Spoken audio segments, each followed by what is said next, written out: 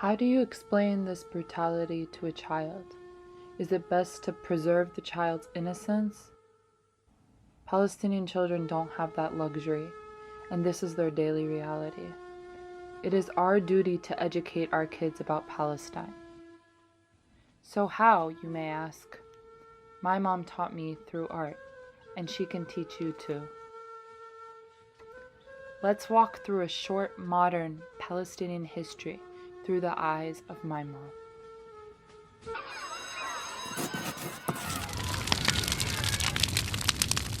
Today I'm here with my mom, and I'm very happy to have her because she's going to show us, she's an artist, and she's going to show us some of her artwork. You all grew up going to many demonstrations, and I think they educated you and made you proud of who you are. Yeah. So exposing children to the struggle, as awful as it is, there's some positive in that. People actually, I just got a video clip on Instagram of people demonstrating from all over the world to show the child that they are part of something bigger and powerful. This one is a little one with the flag of Palestine, but it says it's Salam, and it's about Egypt making, quote, peace with Israel, which was a big tragedy. It says it's Salam, peace, but with blood on it because it really wasn't any peace. And it made things even worse for the Palestinians and the Egyptians. And shows that at that time the infitah of Egypt started happening. So you have bananas that came from outside and eggs with tons of hormones. My earliest pieces show basically the struggle of Palestine. We've got fists. We have fists with eyes and flags. More fists.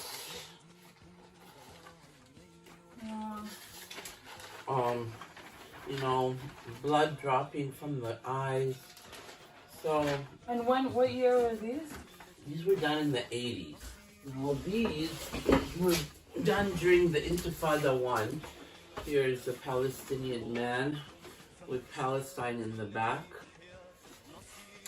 And then here they were using slingshots a lot. So here's a young man with a hatta, and he's using slingshots to hit the Israeli soldiers that are tear gassing them and using rubber bullets.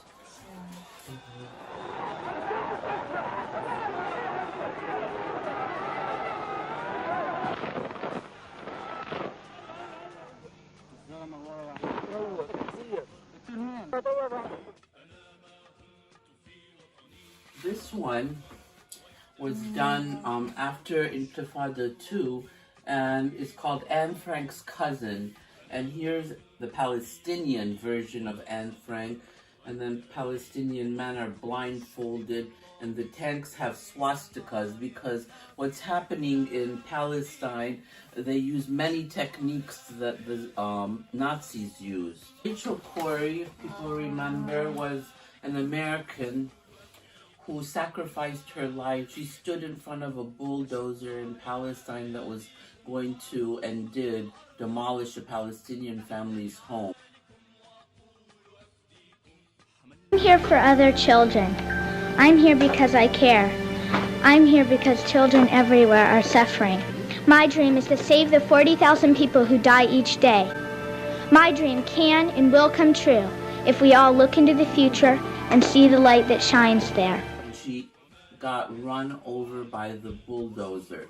And this one shows Rachel Corrie with her, big microphone, yelling at the Palestinians, and it says, never compare Zionism to Nazism, it's much different. And of course that's sarcastic. And she sacrificed her life, and many young girls in Palestine were named Rachel after she was murdered. This one is Jerusalem, and Jerusalem is Palestinian.